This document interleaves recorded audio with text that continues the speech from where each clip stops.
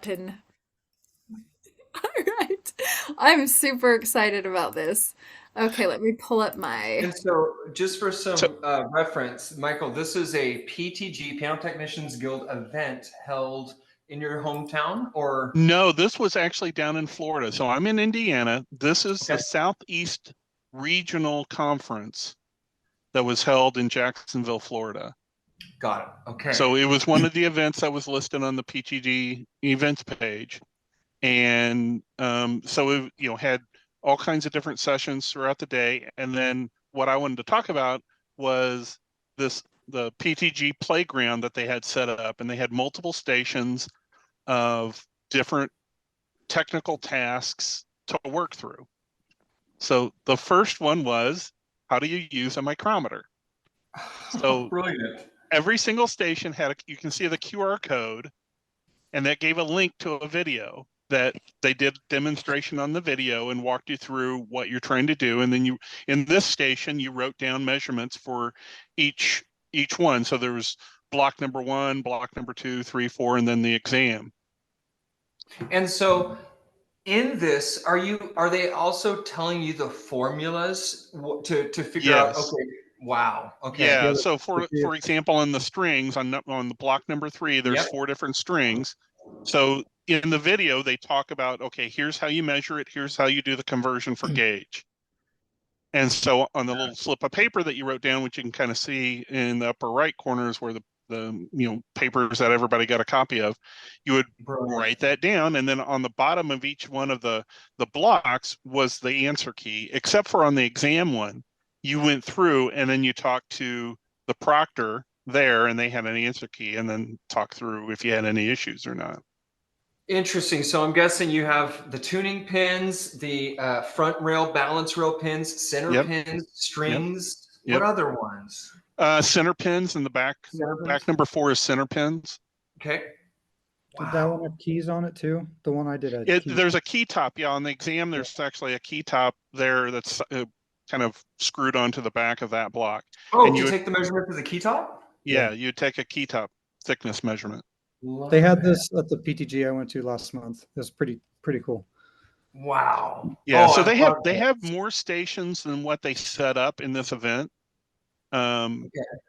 So this And one, so- I didn't get a real good photo of the paper back in the back, but this is creating tuning pin coils.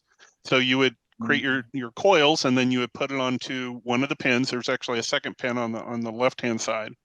And then you would put it through the A graph. Then you would create your other coil, put it on the secondary pin, tighten and cinch everything up, and using the coil lifter and ensuring that you had your beckets in the holes and all of that. So you'd actually go through the process and then put it up on detention. And put it up to tension. Oh my gosh. Okay, and you got the A graph in there as well to throw it through. That's fantastic. And this was you all doing it in person right then and there. Yes. They had proctors that would help. They didn't want to answer, the first thing that they wanted people to do is go back and listen to the video before, because if you only listen to the video once, they wanted you to kind of do it yourself for a little bit, and then not necessarily give you the answer, but talk with you about it for you to try to get the answer. Awesome. Now this is interesting. A grand aftertouch. So yeah, so this one's not how to fix it, or this is more what are the things that affect aftertouch. So can anybody guess did they use 3 examples? Did they talk about the 3 things, or did they give more? There's at least 3 that they talked about. I'm trying to think if there's more than that. So everybody, what affects aftertouch? There's 3 adjustments. Let off is one. Yep.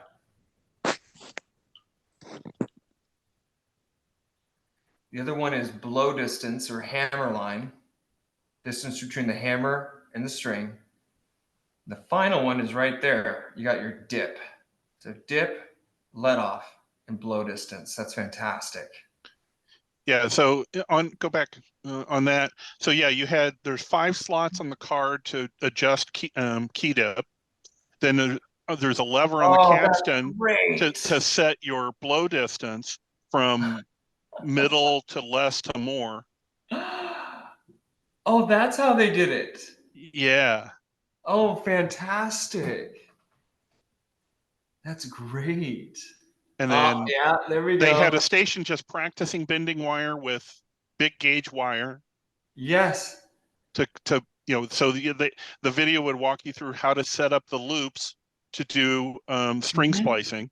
So you practice that, and then the next station, although it's not a good video of station 8, is using piano wire To do it. and to do the string splicing. So you'd take one wire and you would put it into the little block of wood in that little hole and lock it down. You Oh, create as if it's as if connected it to the was on piano. the piano. Great idea. So you create your secondary wire, slip it Oh. through, create your loop for the wire that was attached to create it. So how long, Michael, were you at this event?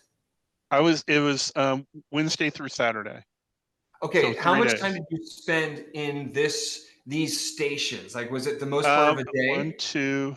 I spent all day or Thursday morning, so 2 sessions from the start of the event at 8 a.m. to lunch at noon. I spent in here doing about 6 stations. Then I had Nice. another session on Friday, another session on Saturday to complete all the stations. Yeah, so you could spend 2 full days on these stations and be Yes, like, this was well worth it. absolutely. Huge. Absolutely. So So we this one have, is yeah. vertical after touch. Oh, So so you awesome. can see that on the right hand side they have punchings with little tabs so that said what the measurements were. Uh-huh. So you could put them, and they actually had them just use the punchings with the tabs, put it underneath the let off, or put it underneath the jack, or put it on the balance rail or on the front rail, and see how making those changes affected the And what you were everything. looking for is the amount of distance with the jack and that black Yeah, rail. so they wanted you to level up and make sure all the jacks were at the same distance, both Interesting. at rest as well as when you played push down all the keys. Interesting. Oh, I love it. That's fantastic. Oh, there you go. Single hitch pin loops. Hitch pin Nice. loops. And so this was so this is using it on, just Just to electrical get the, wire. yeah, And then just get this, the idea. yeah, and then the next station is actually doing it on piano wire. How long were those QR code videos and were you able to keep them forever? Well, interestingly enough, all of those videos are up in the PTG educational platform. So you can get Really? to them. I can get to them again whenever I want. Well, that's fantastic. Yeah. And then so on this one, on the hitch pin loops, if you go back up real quick, so you can see here on the left-hand side is the hitch pin A Oh, yep, graph. And so not only do you get practice doing the hitch pin, you yep. thread it through the A graph, and then you would actually create another coil. Oh, that's great. That's a great jig So for it's that. reinforcing the other station. Yep, exactly. Oh, fantastic. And then this one's I saw grand. a picture of this. This looks brilliant. This is a grand damper practice. So the left-hand damper is the sample that's not supposed to be Okay, worked on. And then okay. the right-hand one is part 1 and part 2 sitting on the table. Part 1 only needs minor adjustments. And so you go through the adjustments and then you lift the lever and making sure that it's seated It's correctly. Is traveling it upwards traveling and up and down vertically, not rotating and all of that? So you make minor adjustments on that. You pull that out, and the other one had been mangled by the yes. instructors, and you had to do everything So there's to three that you would be three. working You on, had to or do no? all three bends, and line everything up to get it going vertically correctly, as well as making sure there's no horizontal, making sure that the it's not tipping front to back, making sure that it's level. You had to do all of it. Did they have did they have some kind of a quote unquote string that they sat on? Yeah, you can't really see it, but there was basically an aluminum rod that they sat down on, Got it. simulating like a bass string or something like that. Oh, we need to build these, Stacy. These are fantastic. That is such a great jig for that. Yeah, it was wonderful. And then Oh, here's the vertical damper alignment stuff with, you know, this is oh. simulating where you got to take the tool in through the Yep. hammers to make the adjustments. Did this also allow you to work on spoons, or was it just the damper wires? This was damper wire only. It was not Okay, got it. spoons. Fantastic. Yeah. Oh, And then this one, it was actually 12A. You worked on this first as practice. This is like playing Operation with vertical dampers. It had buzzers, little no pins. So way. this metal rod that's running up and down, it says good and excellent. You had two different places to put these pins, and it would give you either more leeway or less leeway. And if you were too hard on bending the wire, it would move that needle and it would buzz like you're playing the game Operation. And so you can see here on the right where the damper is, you had to move from the left wire to the right wire and then back and forth without making it buzz. And that was hilarious. When you're working at other stations, you hear people go buzz, buzz, buzz, buzz, buzz, buzz. Oh my goodness. And you're like, I went through that the day before. Oh, fun. Yeah, it was such a, and this Oh station my right here gosh. is new. So, This station right here is new. They just built this. This is an Wow. add-on from 12 that they So- added in. I guess I imagine you could probably almost have nearly a week of something like this, where the first couple days are maybe doing it with these jigs and Yeah. you're working at that, but maybe the rest of the week is actually in real pianos doing it. Yeah. Wow. And there was another station that I forgot to take a photo of, and that was measuring bass strings. So they had a jig with two bass strings on it, short ones, but you would measure, how you would take the measurements to send off to a company for them to make the bass strings to send back to you. Great. And then what about repinning? Flange They repinning? did not have those stations up. There was 4 other stations. Let me Okay. pull this out Yeah.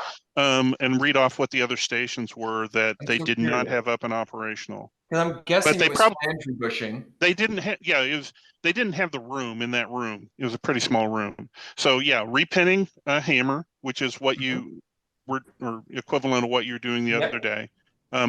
Key bushing. Okay. Vertical hammer alignment, which is kind of like the hammer stuff that you were doing yesterday, and grand hammer travel.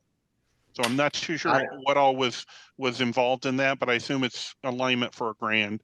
Yep. On the Oh, hammer. that's fantastic. So those are the other 4 stations that I think they'll have up and running in the national convention this summer. It's one of those things that, if they started doing that to high schools, we would be just flooded with people. Now, interestingly enough, they've made enough of these jigs that they are loaning them out to chapters across the country. Wow. That's how we got mine. That's fantastic. They did a playground event here too, like a month ago, 2 months ago. Yeah, I Was it saw the well article received, about Stacey? that. It was well attended. So yeah, it was a phenomenal event. And then that's just the playground, let alone the 3 different sessions that I learned on music theory for piano technicians. So we were going through everything related to the coincidental partials and how and oral checks that you'd use based off the partials for, like, the thirds versus 10th test for octaves. Wow. And minor thirds and major sixths and those type of tests. And then on top of that, one of the gals did a whole session on the comma of Pythagoras and talking about why there's a difference if you take like A going all the way up, it doubles every octave. But what if you go fifths? Well, they don't line up. They don't just come to here, one's off. And all the math behind that, we actually went in the weeds about that, which was really fun. Oh my gosh. So That's awesome. And then what was the cost of this? It was, I'm trying to remember what the cost was. It was like $350 for the whole weekend. That doesn't include flight and hotel. That's just the cost of the work of the convention. Yeah. Oh my gosh. Yeah. The other thing, Stacy, I did get to meet Tim and Luke from Gazelle. They were there, so I got to say hi to them. That's great. Oh, good for them. They go to, yeah, they're nice. They're so Yeah, Yeah. nice. They're yeah. great people. Oh, fun. Wow. Good job. Thank you for So reporting back to yeah, us. so it was a blast. And if anybody has an opportunity to get in front of those playground Yeah. jigs and play around with it, you're going to have a blast. It's absolutely one of the best things. That it was. I would have paid $350 just for that alone. Yeah. And then Mm. I Yeah. got all these other workshop sessions that I got to attend. Oh, absolutely. My That's How many after people after do a you think? half day of all the music theory, my brain was full though. Oh, I bet. My brain hurt after that. I bet. Oh, But cool. Oh, yeah. thank you so much for sharing that. That's so fun. Oh, Fantastic. little mini, all those jigs. I Yeah. love Yeah, I jigs. really want to get the damper one because that's so hard to train technicians on. Is It actually the grand damper one? yeah, that one, but all the damper stuff was probably my favorite stations were all Yeah. those damper ones. Oh, Right. huge. Okay. Ready for some questions, David? Are you ready? Oh yeah, always. Okay, damper issue here. It's Highest actually treble not an damper. issue. Oh, there you go. It's not an issue. It says I got the damper bending tool, but I'm not strictly how best to use it on this. So not an issue, huh? No, that actually is intentional. Yeah, and I know why. I actually read about this recently. Michael, yes, explain why.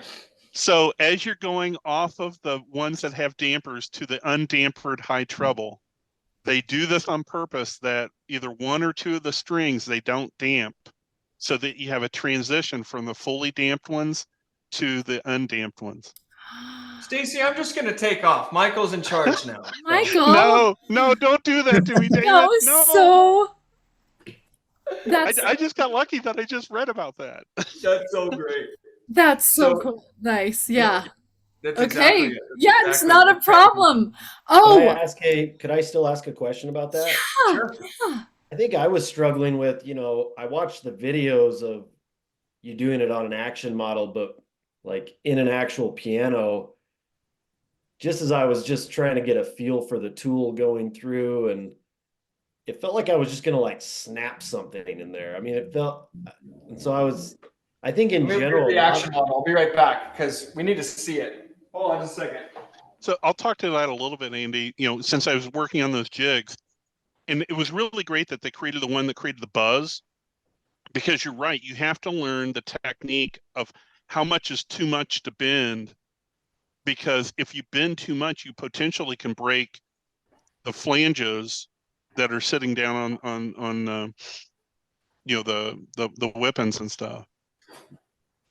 So there's one thing that I actually neglected to talk about, which I should have, and that is that there's another measure, or there's another adjustment that you should know how to do. And in fact, the thing that I'm looking at in that picture, Stacy and everybody, it looks like that actually might be needed.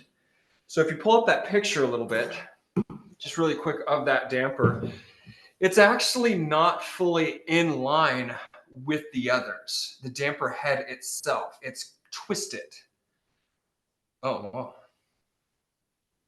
So you see that? You can see right there, the towards the front of it, there's this, it's moved over, it looks like, to the left a little bit, as opposed to in line with the others. Exactly, right there. So that you would actually go through and get right here, and you would loosen this screw, that's the damper head screw, and you would loosen that and then straighten that first. Most likely, and a lot of times that's the case, is it's not a wire bend that you need to make. In a lot of cases, it's just a damper head that you need to move from left to right. But you are 100% right, Andy, especially with these old uprights where you have hammer return springs that are just floating back there. Getting back there and not twisting those springs or breaking those strings or getting them off is hard to do. And you literally have to, in some cases, just kind of just put it in there, and the springs will come off, and you're gonna have to fix that after you're done. It's just the nature of it. And what I've found is that you don't go right next to it. You'll probably go 3 or 4 over. because if you look at it, if you were looking at this guy, let me see. Yeah, this is angled, and unless you're about this far away from it, 3 or 4 away, it's going to be at a weird angle. Yeah, that was the nice So- thing is at the stations, I had both the 45-degree angle on one station, and then they had the 90-degree and straight on for another station, so you could practice all three tools. So I have a suggestion for that, and that is to get the multi-angle tool. Basically, it's this, but it's a little bit larger, not much, but it has all 3 angles to it. And that is nice because, it kind of is lame when you're in the piano and you're like, oh, shoot, if I need to move that. But to have it all 3, I don't have it handy, but next week I'm going to show my new toolkit stuff for you. But I'll show you what that tool is. And I used to have 3 of them, Michael, the same, like one, and I would have like 3 different handles, literally, so I could kind of go back and forth. But when I found that, I just about like fell over in excitement. I'm like, oh, shut up and take my money. I'm buying that. And I've never looked back. Okay, next one. Andy videoed himself for a minute tuning, so we can cool. look at us. What a great idea. I love that we did this. Okay, you guys ready? Here we go. We make sure it's showing up. Perfect. That's a good angle.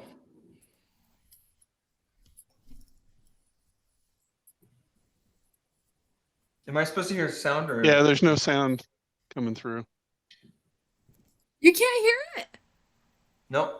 I can totally hear it. What's going on here?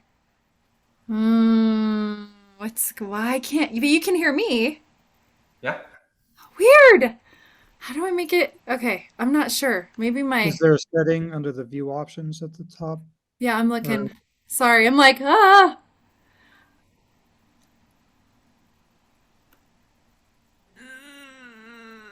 I don't know. It looks like it should be working.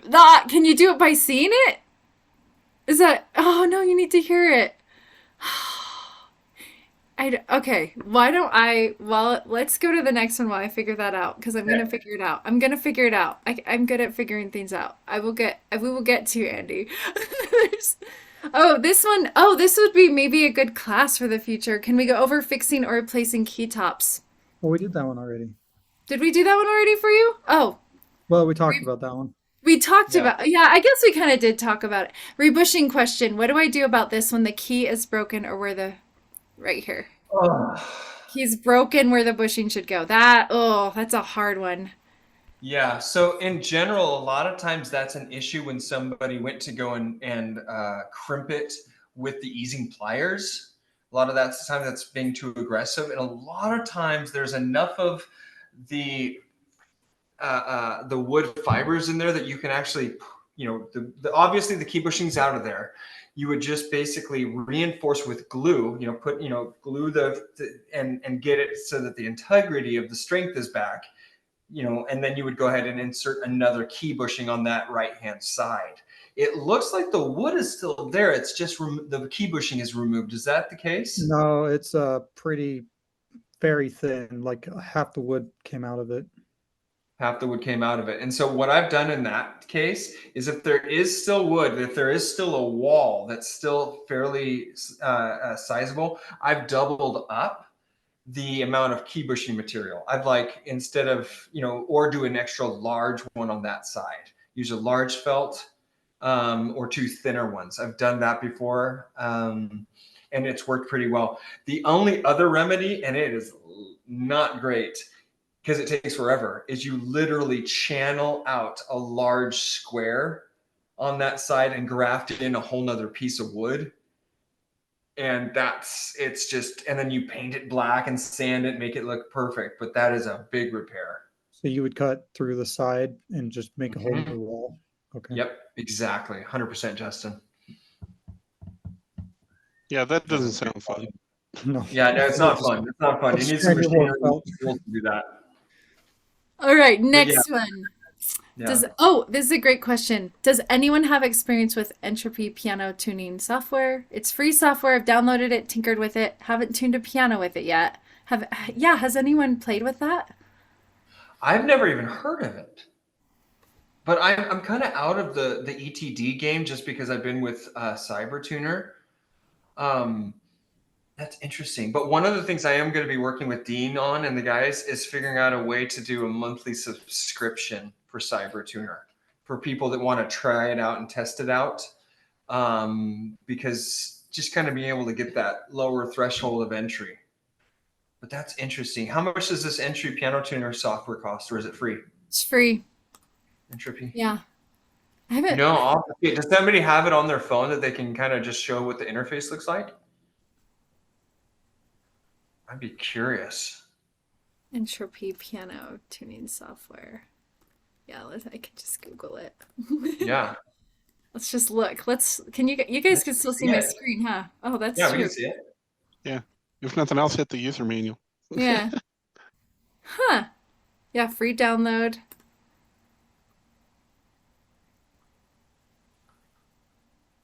I'm looking at I'm like, oh, okay. Hieroglyphics right there. Perfect. Yeah, hit the help and documentation, see whether you can see yeah, maybe there's like some of the. There it is. Hit the user manual or starting guide so you can kind of see. There's a short video. Okay, here we go. Let's see it. Can you guys hear this?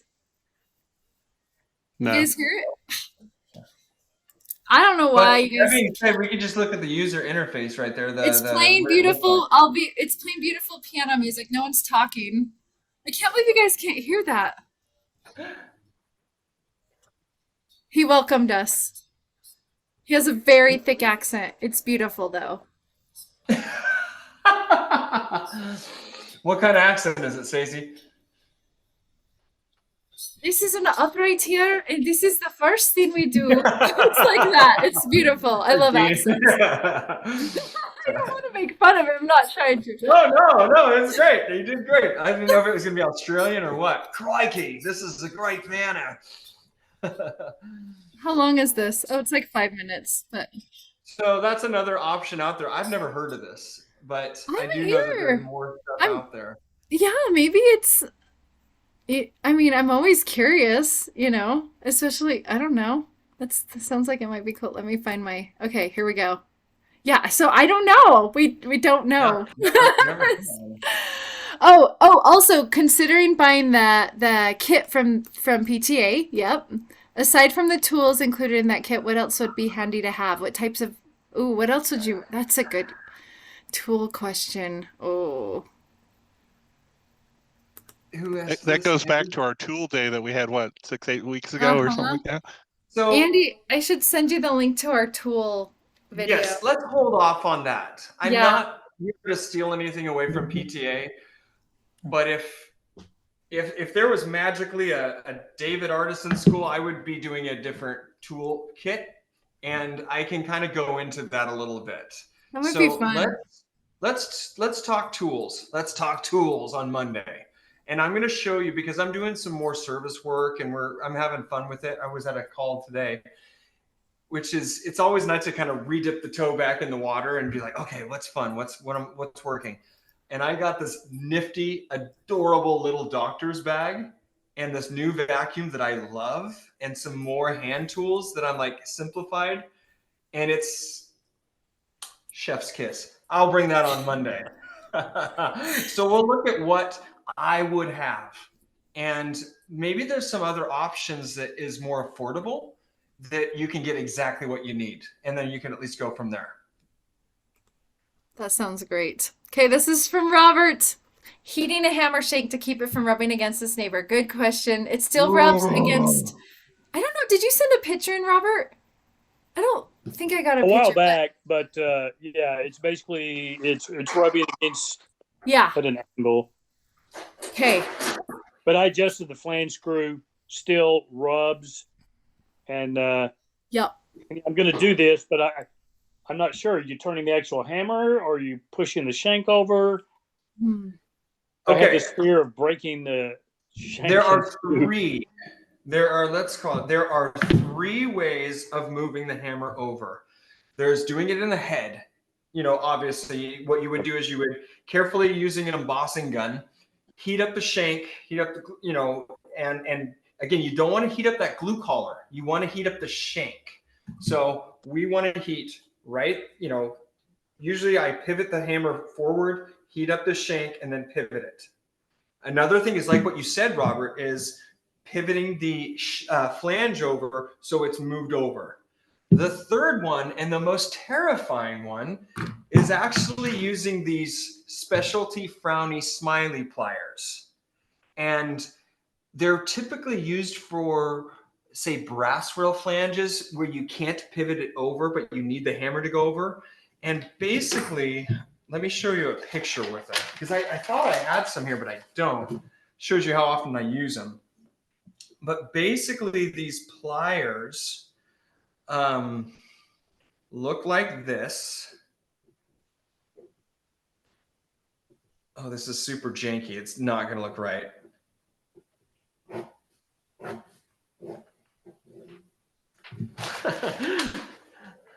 What these are is like this. So you would clamp these, and then these these smiley, frowny, whatever. And what you do is these are made of metal, and you heat this up with a heat gun.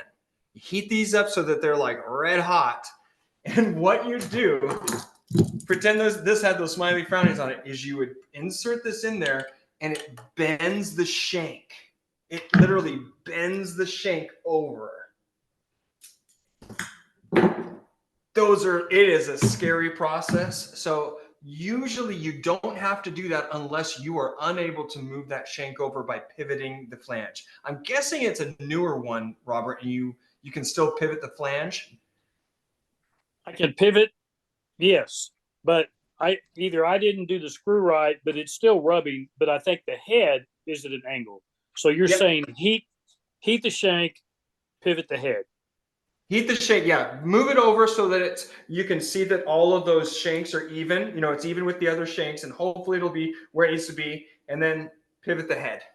Okay, yeah, the shanks are even, but the head is still perfect. Yeah, that's what I would do. Okay, I just want to make sure. Yep, you're on the right track, and getting that embossing gun will be good because it's a fairly lower heat, and you can really get it where you need to go. Okay. I love these Q&A questions. I know, they're so fun. Okay, let me find where I went. Okay. Oh, here we go. Vbar Lube. Yeah, Victor mentioned running a strip of ProTech on the V-bar. Yeah. I think I know, but maybe not exactly what is that. Yeah. Like right here. He's wondering where exactly to put it. Very good question. So we have the duplex scale is the one. Yeah, the one on the left is the duplex scale. And so that's that silver piece right there. And he was recommending putting it right there. You guys hear an echo? Yes. Getting a weird echo. Hello. Oh, it was Stacy.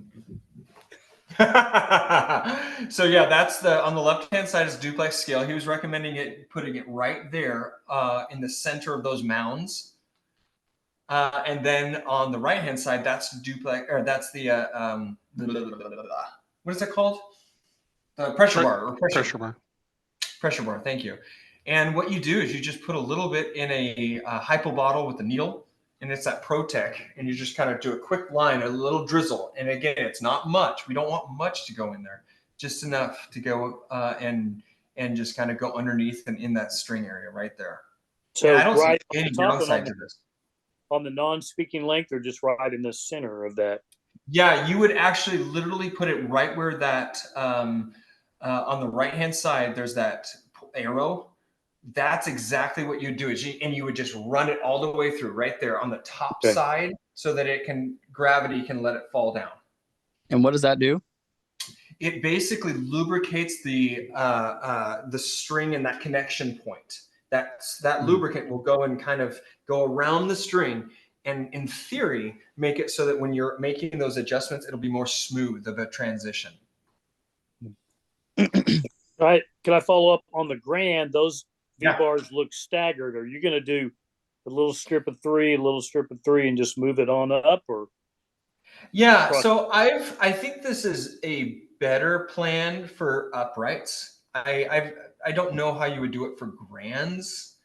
I mean, I guess You're going to why get the would most you? movement in the speaking lane, or in the in the right hand picture. That's where most of the string is moving, right there. Like, what would you be doing when you're like, oh, that's something I need to do? To like, what would be your signal of like, oh, that's something I need to do? I've actually, to be honest, I've tuned a lot of pianos. I've never once done it. So it would just be a thing you would do on every grand piano. So for instance, this guy right here, what we have is right here is the Vbar. You would take your bottle and just go kind of squirt it right there all the way down, and it would just drizzle right here at this Vbar all the way down. Yeah, you're more worried about the older pianos that have some corrosion, I would think, and that's why you're 100%. lubricating more than the newer pianos. And that would be the same thing to do right here. Sorry. What is going on here? That would be the same thing right here as well. Right here. You would just do it right there as well at that connection point. Just getting a little bit of lubrication right there. And again, I think it's, and like Michael just said, it's more of a thing for older pianos where there's that corrosion. And I just don't, honestly, David, I just don't have a lot of experience with it. Yeah. Yes. Supposedly it helps. If it wasn't gonna like serve a healing purpose, I just don't know why. I just didn't know why you would do it. Yeah, it's just, in theory, it may eliminate string breaking because there's not that much friction right there. Yeah, it lessens the friction. Yeah. Yeah.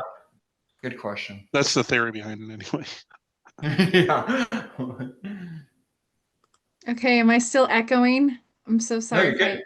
Oh, I'm not. On that, sorry to go back on that. On that note, though, there was a tuner around here for years. Evidently, he's since passed away, but for years and years and years, there was a tuner around the Quad Cities who his go-to fix for dang near everything was WD-40, and that stuff like soaks through everything and will travel down the piano wire and soak into everything, including the wood, and just ruin stuff so things get mushy and soggy. And so the other tuners around here were having to constantly go to his clients' houses and try to fix what he was doing.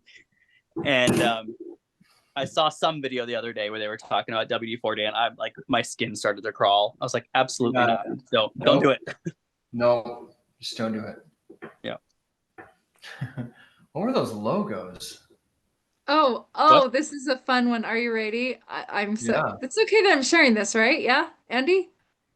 Was that? Yeah, I'm like, it was like, I can't get permission. Yeah, that's what I wanted. I wanted to get. It's like, this wait. is like the very first round of like. Oh, so we get to vote?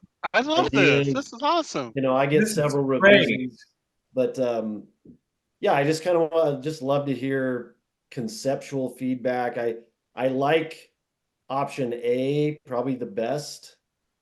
I like the concept of option D of like mountains. That's yeah.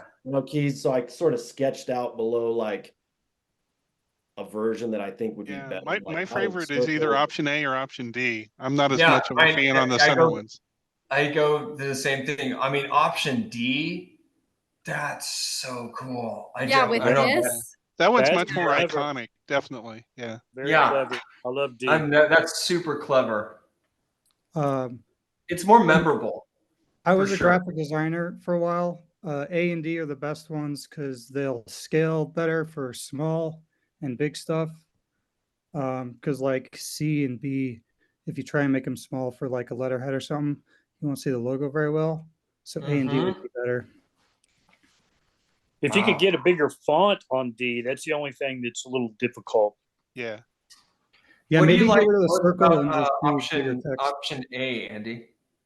I like how it's just very simple and understated. So I just like that.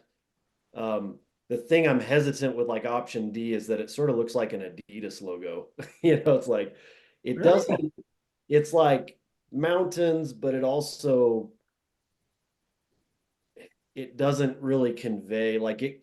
it's contextual to where I live because I live in Denver, but it doesn't really convey like elegant or, so I think that's my hesitance there, but it's unique, you know, it's not. Yeah. I do like Justin's idea, or whoever mentioned removing the circle on D and just bringing the font up on the text, and maybe have the text underneath and have that up above, maybe. Yeah, So like if you scroll down, just the like that mountain, Right, have the mountain and then have the text underneath. Yeah. Yeah. Yeah. Wow. Both of those are good ideas, though. It's a good symbol too, because you can use it without the text if you're just like branding things like a shirt or something. And it can be in black and white or color. Your logo within Facebook and stuff would be just option D without the text. So Andy, funny enough, we actually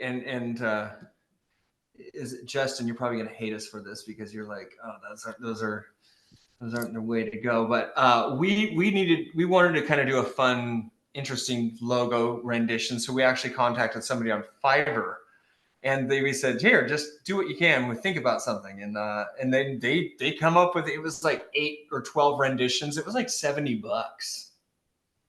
Great. And they came up with some pretty cool, fun stuff. So a lot of times, if you give them something like this and say, hey, play around with this, they'll give you a dozen, like, here, what do you think? And you'll be like, whoa, I didn't even, because the designers, I mean, designers are a horse of a different color. They just get it, and it's really cool. Andy's, yeah. Justin, from your Justin, sorry, I want to say Andy. Justin, which when I first got this back, I just got this back from her today, the girl I'm working with, and at first I was like, oh, nothing like just grabbed me, but then I sat with it. I liked option A a lot better the more I sat with it, and then like I think D has potential. But from your perspective, what looking at option A, I would love to hear your just critical feedback or your thoughts about that one. I personally think A is the best just because I like simpler stuff like that. And it'll scale well. Like business cards will look good with it. If you're planning on doing like letterheads, like bills or anything, and you put it on there, usually it's pretty small. So it'll scale for that. And even that one has a good symbol, kind of like D, where you could just use that without the text if you desired that for other things. So yeah, I think it's good. Cool. How fun. I like this. We've never had anybody kind of putting out design ideas. So thank you. Yeah, thanks for the feedback. It's helpful. I got so excited when I saw that. I was like, nah. Was that all the questions? Yeah, they're pretty cool logos. I think that was everything today. Did we get through everything? Wait, didn't Robert have some? No, we went through his. Well, we were going to try to see if we could hear Andy in his video, but we might not be able to. I'll try it one more time. Okay, we're going to try it again. Yeah, there's usually, I don't know about Zoom, but I know on WebEx you have to make a setting. What? I can hear it. Call. I just wanted to. There we go. Just to get some feedback on my technique. So when I strike the keys, I've been doing it with it doesn't feel good to me to put fingers on top of each other. So I just do 3 fingers like this, and it just feels really good to me. Okay.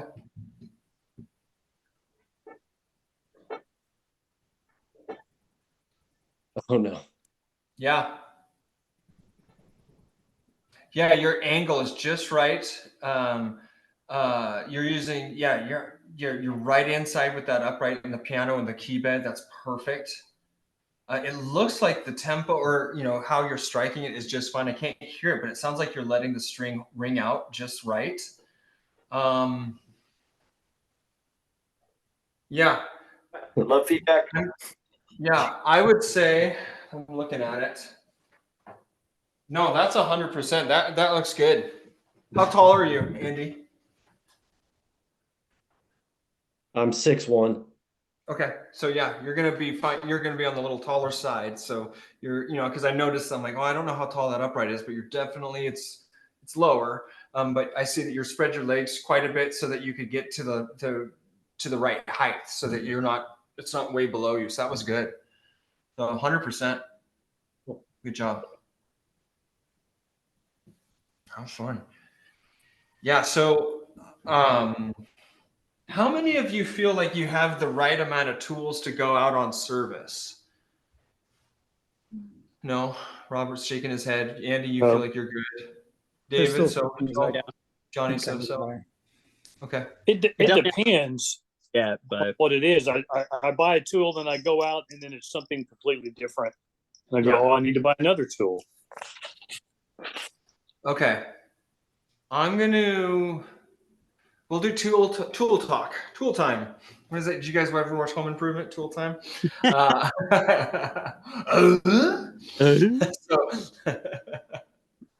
we'll do tool talk on Monday, and I'll just show you. Like, here's again 9 out of the 10 pianos that I go to. I'm going to use this one simple toolkit, and anything else, I would say.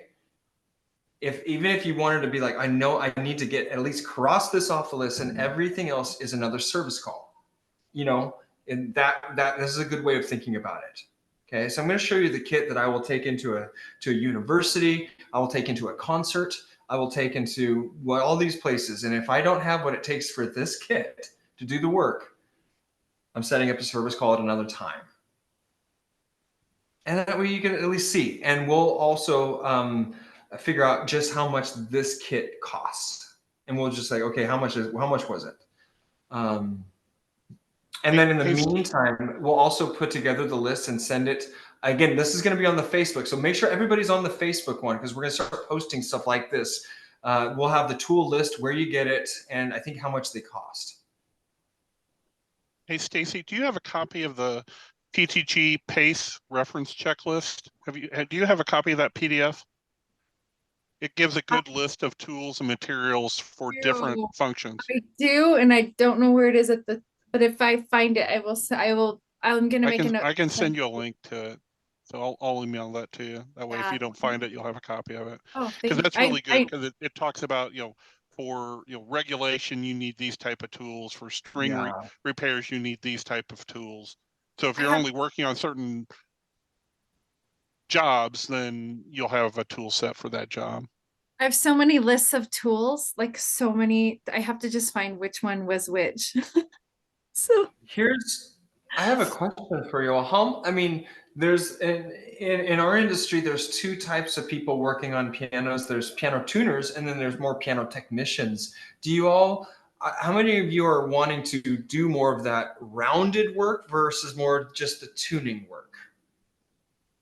And there's no wrong answer. I'm just trying to get an idea. Some people want to be able to do these, packages where they're, I'm doing all day, 2-day things, and there's, it's more involved and specialized in that. Other people are like, I just want to be able to go tune pianos and things of that nature. So I'm just trying to gauge, Robert, you wanted to go in and do the Piano tuning, on-site repairs, not rebuilding. So my question would be, what are things that, if I'm going to rebuild pianos, I need X, but if I'm just going to do on-site repairs, I need Y. So trying to differentiate, or is there a difference? Got it. Okay. I'm doing more. I'm working more toward like on-site repair type things, and because here we have the Sound Conservatory that just opened up roughly a year ago, and his whole thing is restoring pianos and then either for to sell on consignment or as people request them, but also just to have pianos restored to sell to the average homeowner, because we have only one other music distributor or piano distributor in the area, and they only sell high-end brand new, and that's just they're crazy. That's just not the market we have here. So he saw an opportunity for that, and really he bought, it's actually pretty cool, he bought the old public library, the old Carnegie Public Library in Moline, and is turning the main floor of that's where we do lessons and music store and that sort of stuff, and the piano floor is all there, and then the upper level is also lessons. The lower floor is where he's going to do all the restoration work. So it's a pretty cool, and then it's an old library, right? So there's the stacks of the library. All that's going to get ripped out because it's not historical or anything. and he's going to use that as a performance hall. So it's a really cool venue, but his bread and butter is restoration. And so like, I'm just kind of that, like, well, if I can do it at your house and it's easy, then great, you know, but if it's something that's more involved, then good, Andre. I'm just trying to think of where people are falling and what their goals are, what your all goals are, and what you're hoping to do. I was in the rebuilding space for a long time. And that is a space. That is a space. Yeah, definitely. I'm kind of the same way. I'm looking at not necessarily do, shop work. I'm really looking at, having well-rounded skills so that I can do on-site repairs. Yeah. The 1 to 2 day reconditioning jobs and stuff like that. I mean, it's more specialized. It's very lucrative, and it's very much sought after because most people don't know how to do it well. And so they'll just, your competitors are going to mostly be piano tuners that just, they may know how to fix a sticking key here and there, but maybe not. But they'll be able to do the tuning and maybe spray a bunch of WD-40 on it. But the reality is that's what a lot of times people are going to be doing. And so even if you just know, I know how to recondition, I know how to regulate, know how to voice, and I know how to do all those repairs that Michael, you were looking at. And so I want to figure out how we can maybe figure out some live in-person type programs that really equip people to do what we're talking about, everything you were talking about here, not restoration, because that's a whole different, you open yourself up a lot to that, just FYI, because when you're replacing hammers, when you're replacing the essence of pianos, you can get into trouble. And I'm not saying don't do it. I'm just saying that's, there's a lot of things out there that it's like, oh, I want to be in the shop. I want to be a shop brat and restore. And most people get into this, see that, and they think that that's what they want. To just know that, we're going to talk more about that and show you how to do stuff, but it's its own thing. And I've seen the restoration be the death of a lot of technicians in a way, including we were on the way there too with Artisan. So you were doing more and you've pulled back from that work. We were doing as a company. Yeah, 50 to 75 pianos, fully restored, Steinway, a lot of Steinways, doing stuff for people in Europe, doing things all over the country, people sending it to us. At the peak, I think we had like 6 full-time people. We had spray booths, we had refinishing, we had belly work, we had action work. I think our out-of-pocket was like, we needed to hit $100 to $150,000 a month just to break even as far as sales and stuff like that. And so, and then we warranted, guaranteed. So I know it well. And I know nobody's ever quite cracked it, because if you're going to do it, correct me if I'm wrong, Stacy, the only way to really do restoration is if you're either a single operator, small, keep it all, or you have a retail element to help with the slow seasons of it. Yeah, that's the world I came from too, was rebuilding and restoration. And yes, the piano sales for many years kept the lights on. It was the piano sales. It wasn't the tuning. It wasn't the piano moving. It was the piano sales, because I remember when the P&L, we were starting to break even, and I was like, oh, we're not losing money on restorations anymore. And then I remember when it finally started holding its own, but it took a lot of work, and it was rough. And it's a rough market. Yeah, because if you're going to start doing it, scaling it up, as somebody said, scalability, you're right. You need the volume, and you need to pay people whether or not they're doing stuff or not. And it is expensive. And you all know, we work on pianos. No 2 pianos are the same. You're going to run into issues. You're going to run into warranty issues. Oh, wow, we just rebuilt a piano and now there's a crack because we rebuilt it in Portland. Now it's in Denver and it's dry. Jeez. Well, you probably ran into the situation where you have 2, let's say Steinways of the same model of similar years within a year or 2 of each other. They're still going to be different. there's 100%. something within there that's always going to be different because it's more or less handmade. There's And tolerances and we'd stuff. have to dry the pianos out, dry them up to, and so so many nuances. And so it's weird to be able to be like, wow, we can make $5,000 profit for this $25,000 upright rebuild, or we can do two gold packages, two-day gold packages in a month.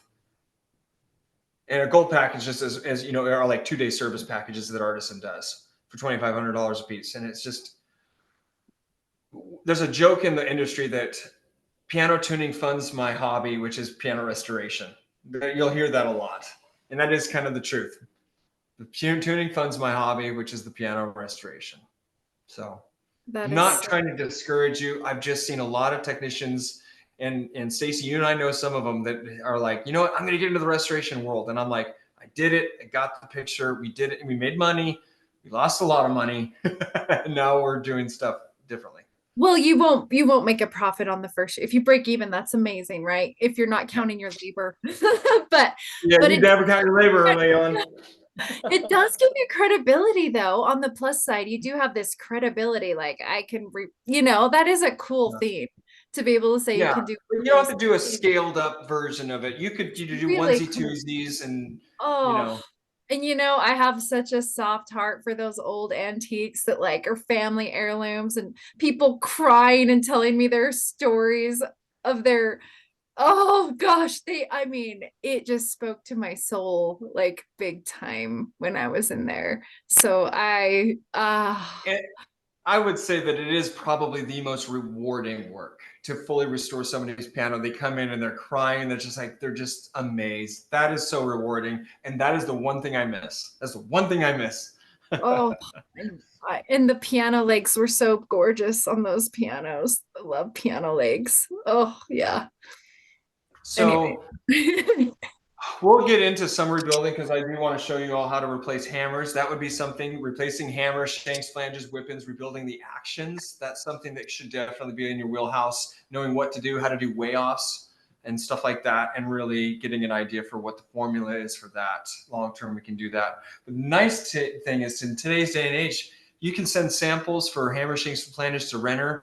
They send them back to you. We'll show you how to work with those, all that jazz.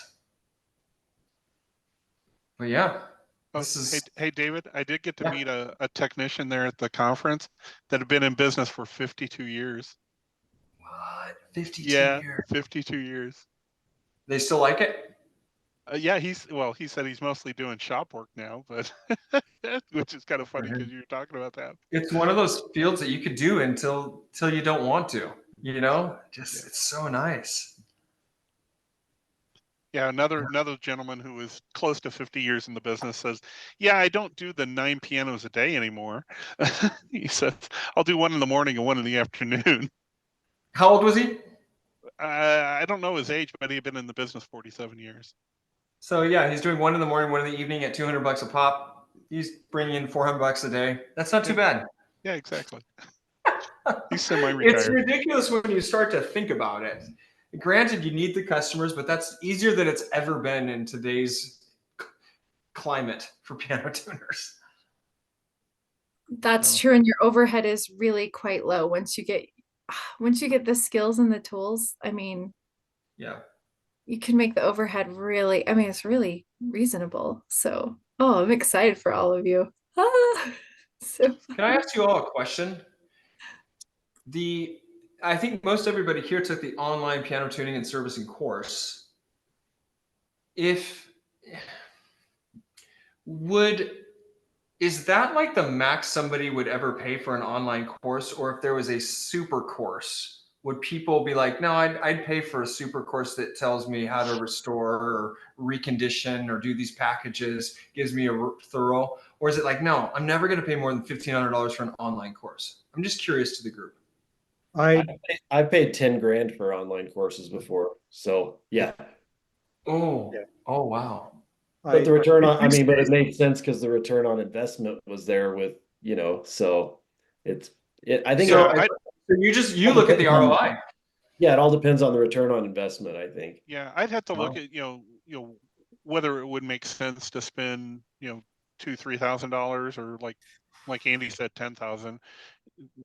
What is the information that you're getting, and how much of that am I going to apply? Since I don't expect to go into restoration, if there's a ton of restoration stuff, Interesting. I probably wouldn't think that it was of value or enough value.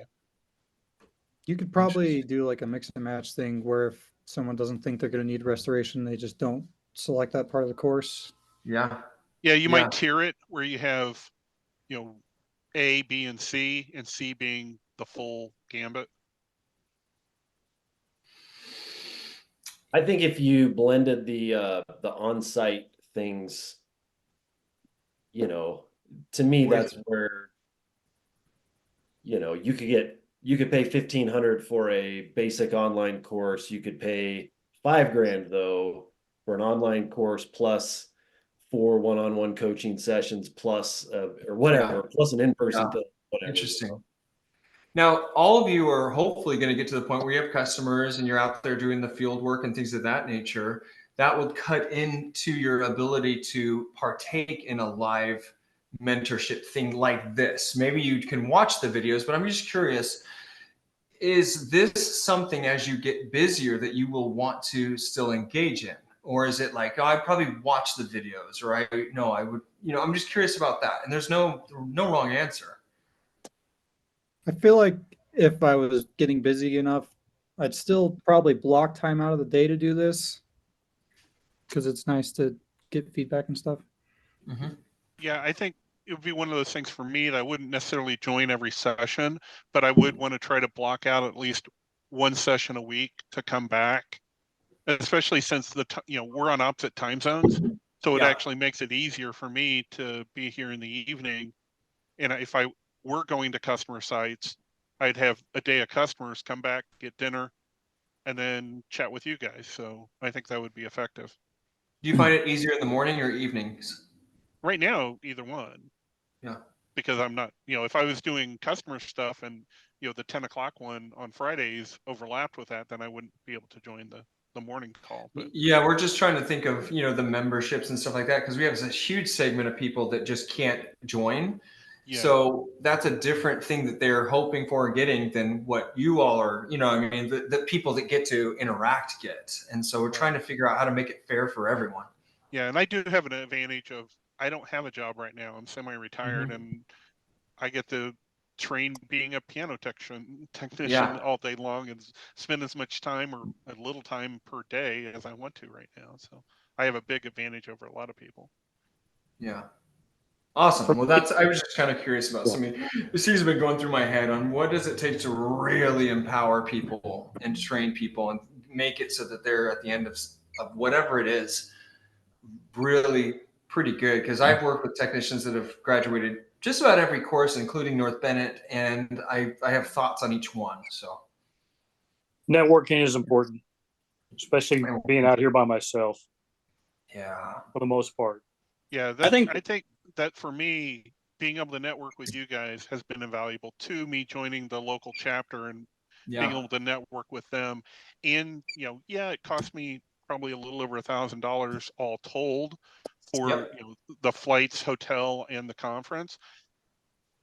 It's going to pay for itself over time because of everything that I learned. And also the people that I met that I'm going to be contacting, there's multiple people that said, hey, here's my card, talk to me, so yeah. Well, I just think consistency is important. So whatever is decided, as long as people can make it a predictable part of their schedule. I don't schedule tunings on Mondays at 6 o'clock because I know I've got this, or Friday mornings at 9 o'clock because I've got this, as long as they're whatever it's, obviously it's not going to work for every single person, whatever is decided, but whatever is decided, as long as it's consistent, I feel like if you can make it work, you'll make it work. That's a really good point. And we can work around, and if it's something that you want to go to, if it's actually worth it, then you'll make time for it. And if it's consistent, then that's the key. So yeah, and I do like that you've been, now starting to add the business side on it, so that we're doing all kinds of different stuff, both. Yeah, and we're gonna have to figure that out too. Tuning related, repair related, business related, And I like that you're starting to figure out, okay, what all can I add to this to add more and more value? Yeah, what we're actually talking about doing, my battery's gonna die, is having really 3 tiers because this is something that some people will not want to send their technicians to if we're talking business. They'll be like, I don't want my technicians to get expired and go and leave their job. So we're probably gonna have 3 tiers, and the last tier being business class, which is gonna be for people that are out there doing it, they're wanting to start their business. And we'll have a separate every week. We'll have another meeting dedicated to the small private group of business owners. They're like what Andy was showing, like, here's the logo, here's the slogan. Stacy's like, here's some scripts. Here's how we do marketing. Here's how we set up the Google.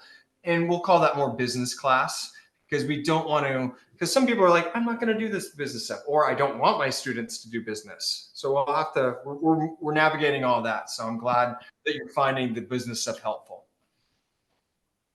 Yeah, I'm already been making tons of notes of here's things that I'm working on. You know, I even took a score workshop today about business insurance. Yeah. So that's good. All right, my computer is literally about to die, so I will see you all on Monday, or I don't know what day am I. I'll see you on Friday for coffee hour. There you and go. Then next week on Monday we're going to talk tool talk. Awesome. Awesome. All Sounds right, good. see you then. Bye.